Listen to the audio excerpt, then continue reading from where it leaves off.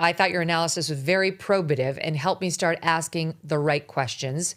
And as you point out in your piece online, there's a reason you knew where to look and how to determine for yourself whether there might be fire where this smoke is here. So just walk us through how this came to you in your first analysis. All right, first of all, I was looking into a lot of politicians in New York City, and I happened upon Letitia James. And one of the things I was looking at were her financial records that she had given to New York State. And on her financial records in 2020, she purchases his home in Virginia on Peroni Avenue, 3121 Peroni Avenue. Then all of a sudden, it showed no mortgage in 2020, no mortgage in 2021, and no mortgage in 2022. All of a sudden in 2023, two mortgages pop up on that property, and the value of those mortgages exceeded the value that she stated on her financial disclosures. And as a forensic accountant, you take their word and you use it against them. So it said $400,000 approximately worth of mortgages, and it said $150,000 value. Her declarations, her signature, not me, her. So what's the first red flag? Wow, two mortgages exceeding the value of the property by more than double. So as a result, I ordered a title report. And what I found in the title report surprised me.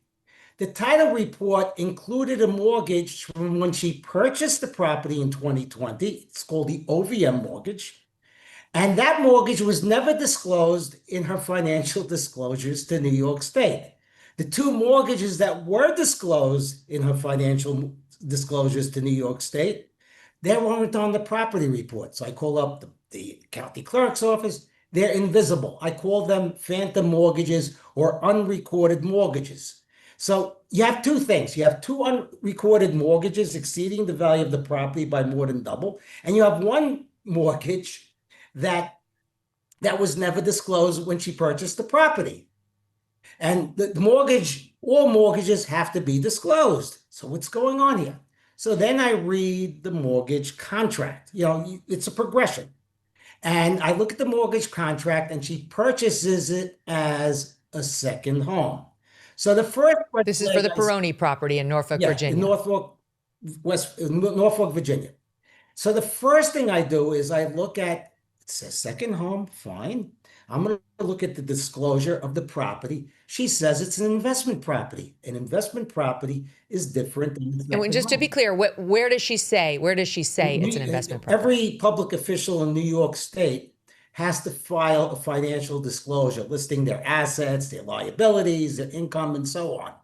So on her financial disclosure, when she lists this property, she lists it as an investment property. She says in the first year that her income from the property was $1,000 to $5,000. But on the mortgage itself, it said it was a second home. Now, and those two things cannot be the same thing. A second home cannot be an investment property. Because if you're buying it as a second home, it's a different underwriting standard than if you are buying it as an investment property. The liability insurance is different. The property insurance is different. And also the banks will look at it differently and underwrite it differently and require a higher down payment or a higher interest rate. So that was if it's an investment property. If it's a second home, they'll give you a little bit better deal because they think you're going to live in it, right? Like you get the best deal on your primary home, you get the next best deal on your secondary home, and you get probably the worst deal on an investment home because that's the one you're least likely to pay if you fall on hard times. None of this, by the way, is in the media coverage. It's all ignored. It's kind of like, they don't want to know the truth. This is in the media coverage. Everything that I do in my blog is in black and white, okay? I link to every single document. It's all public domain. If I screw up, it's only because Letitia James screwed up. In other words, I rely exclusively on what she did and what she represented. So you have red flag number one. Keep going. Next red flag is the media coverage of the indictment, okay? all of a sudden they're saying it's a weak case, it's never been brought before. So I'm going to bring you two specific cases. One is a Supreme Court case called the United States versus Wells. And one of the things they said was is that, it doesn't, it doesn't involve a lot of money. The bank didn't rely on it, whatever. The United States versus Wells specifically states, okay, that reliance by the bank on a false declaration is irrelevant. Damage to the bank on a false declaration is irrelevant. The only thing that's relevant is the false declaration. And the United States, in the United States versus Muhammad, brought a very similar case on that. But they say there was never a case brought. So that's even more media misinformation. The other generalized media misinformation. By the way, not for nothing, Sam, but that's the exact argument she was making against Donald Trump a few months ago in the case she brought against him for alleged fraud against a bank who wasn't complaining. She's very familiar with that legal principle. No offense to Donald Trump. I don't even like him, and I don't really care about that case. I am a forensic accountant focusing on this case. So to me, it's totally irrelevant. I hate when these pundits bring up these other stuff and they say that. No, this is this case. The evidence is there. The documents were signed by her. Now, they miss a lot of things that are in the indictment, okay? And they probably purposely does. For instance, nobody mentions paragraph 9 of the indictment. That is the insurance clause. She said that she was going to occupy the property.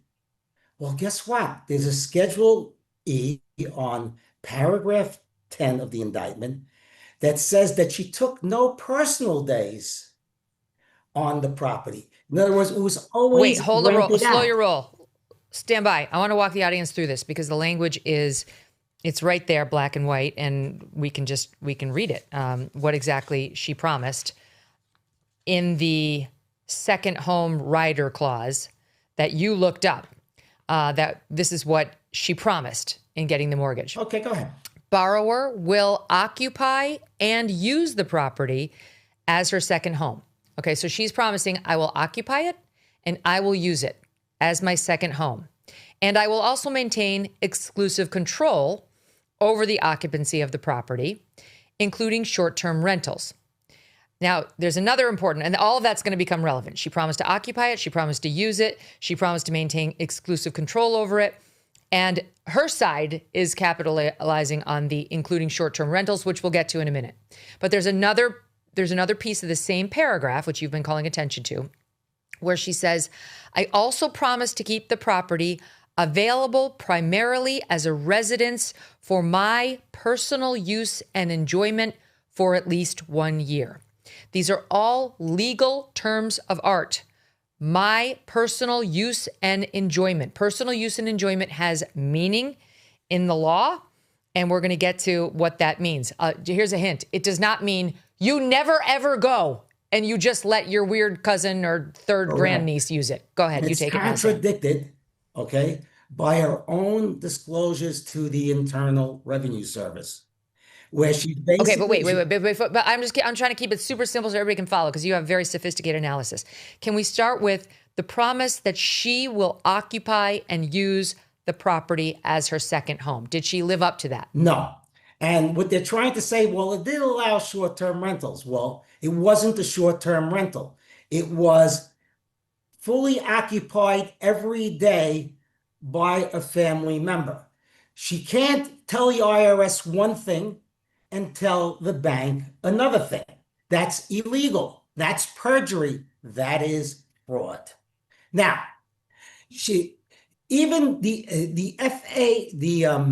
Fannie Mae and Freddie Mac basically says when you're talking about primarily, it has to be more than 183 days or more a year.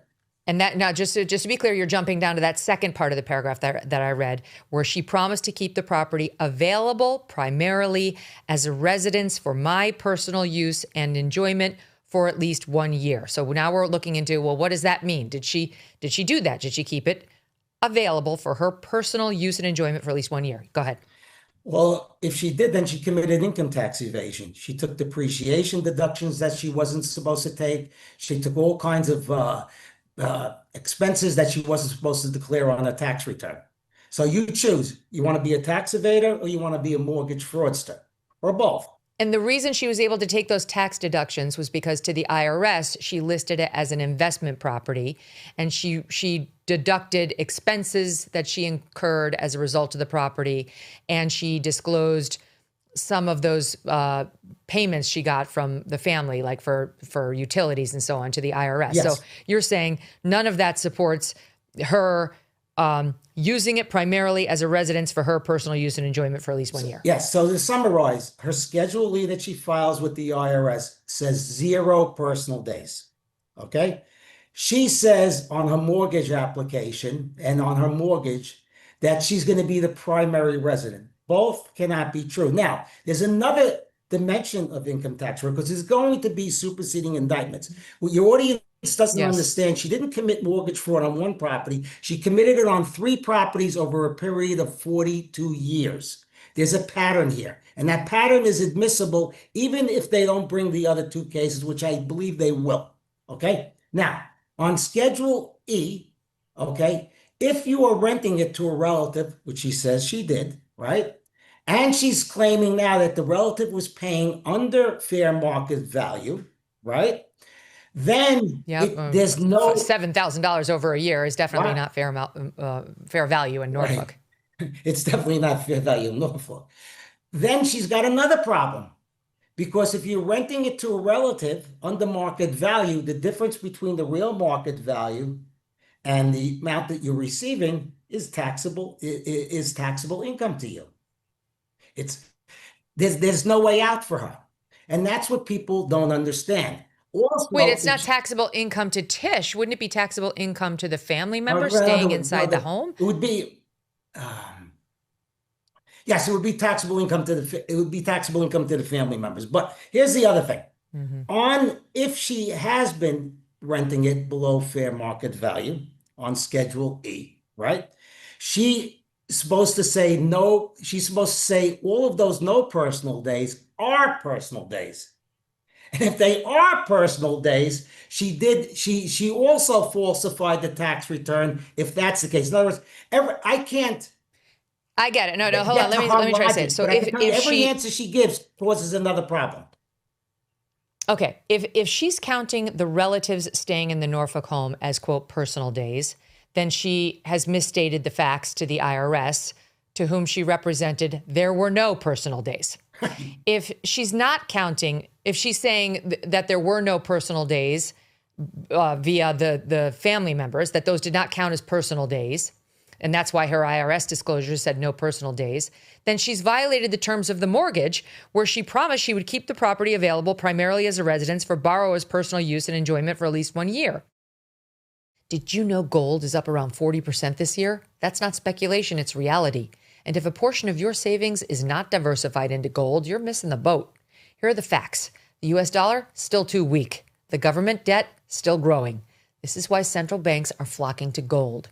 They're the ones driving prices up to record highs. But it's not too late to buy gold from Birch Gold Group and get in the door right now.